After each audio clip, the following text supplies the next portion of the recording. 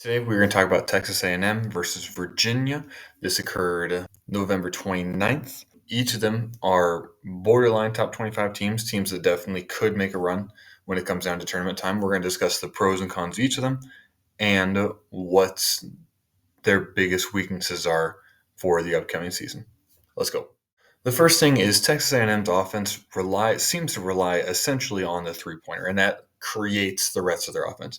And I'm a huge fan of the three-point shot. They shoot threes, and they specifically run sets trying to get open looks. So even though he misses this, they send a flare scheme right here, which I like against the pack line defense for sure, and trying to get an open three on the wing. They went back to the same concept repeatedly, and the reason flare works against the pack line is because they have aggressive help. So as soon as the ball gets passed, this defender is thinking, okay, now I'm one pass away. I need to be in a position where I can help a little bit. I need to worry about the screen, whatever, looking around, and just gets caught on the screen slightly. And if this is a good three-point shooter, that's a good look for Texas A&M. Then an even more aggressive form of the same concept is on the pack line. There's also going to be a lot of quick help. So if you want to try and punish that quick help, as soon as there's a step in your direction, you can kick the ball out and use that to have a theoretically open three again. So here they're punishing this defender. He is down to help a little bit, and they just two rotates up and a quick release, which I like the concept of again. The idea of this is it makes Virginia stay home on the shooters instead of essentially helping off on drives. That being said, there's not even very much help right here, and he still has the clear green light to shoot that ball. So these are examples of how the three-pointer, the threat of the three-pointer, can create additional offense for Texas A&M simply from shooting the three itself. And then finally, we saw earlier that the three-point threat led to a foul. When you closed out aggressively, we can see another example of the three-point threat leading to an open shot. Number 4 on defense right here is so worried about Zero coming up aggressively. He gets in front of the screen, and Zero simply says, oh, okay, I'll just cut to the rim, no worries. And he gets a wide open layup because of it. So the first thing for the status quo, we know Virginia is going to be good on defense. So one of the most important things that I'm looking for is to see if Virginia is able to going to be essentially competent on offense. And I actually saw a lot of things that I liked on offense. And this is one of them in the ability to drive and then kick it outside when you force rotation. And they did a really good job of this game. And 2 gets lost a little bit and it leads to an open 3. Same situation. We have the drive. What happens? Help comes. That means Zero is responsible for essentially number 34 and 13. It's difficult to cover them both. Good pass, kick out to the 3. So while it's been a slow process, Virginia has definitely taken steps to modernize their offense, which is a very good sign. And while they're still not crazy efficient, the fact that they're even considering these kinds of shots, I think, bodes well for them. They went routinely to this throughout the game, and the nice thing is there's 2 threats essentially at play. Is one, the drive is at play, and then also you have to worry about the perimeter, and so it kind of puts the defense in flux where they're not entirely sure what to do. And a great extra pass too, first off, great pass off the contested layup, and then a great extra pass to an open 3.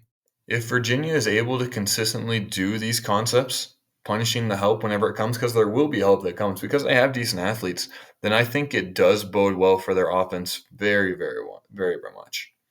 First thought is drive, and not only does it have to be for a 3, you can also drive and allow that to have a cutter, and if the defense isn't paying attention, that can be wide open as well. Ideally, you maybe wouldn't have 2 cutters going to the middle, but still a great pass and a great finish. Okay, so then we'll get to the issues I think that each team has, and the first issue is I think Virginia still settles for bad shots. Like, this is not a good shot. And there's still 10 seconds left in the shot clock at this point. Like a one dribble pull up that's not uncontested, like that's contested, that is not a good shot. Similar thing we can see in the second half. And the issue is these are just the ones that they make. That means there are plenty of these that they're missing as well. So right here, like this is a one dribble contested, like a step back contested shot where your feet are just inside the 3-point line. Just go behind the 3-point line. However, then ultimately, what I think the bigger issue is that Virginia, if they really want to be consistently elite, they need to make a mindset shift where they look to push in transition. This is a guard for Virginia who gets the ball on this deflected great defense, and you have potentially like literally a 5-on-3, and he just holds it, lets them get back on defense. especially when you know you have a team that plays really good defense. If you capitalize on those and look to push in transition, you get so many more good open looks. And then part of the issue is they also let the shot clock get so low on quite a few possessions. Instead of trying to force the action earlier, they make it so you have to take a bad shot essentially with 3 seconds left on the shot clock.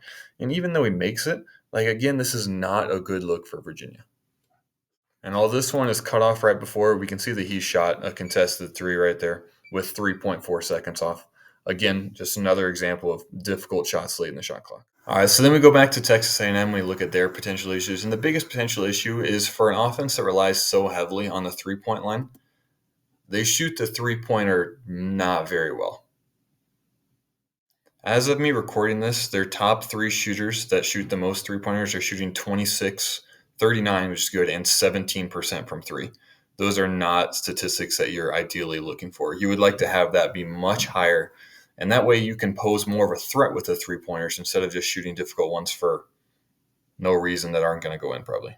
And then potentially the single biggest issue is they forced rotation a lot. So like they forced Virginia, or they came up here with the defense, so Virginia had to go this way. But then their help defense wasn't very good. So they're like forcing Virginia one way, and then they just let them get to the rim with ease, and that could have been a foul too. Like number 4 is aggressively forcing them this way, and there's nobody that's going to provide help. So I think maybe more time in season with the ability to practice will make that better. Again, we can see this one's even more dramatic. Is we're watching this side over here. Ball gets swung around.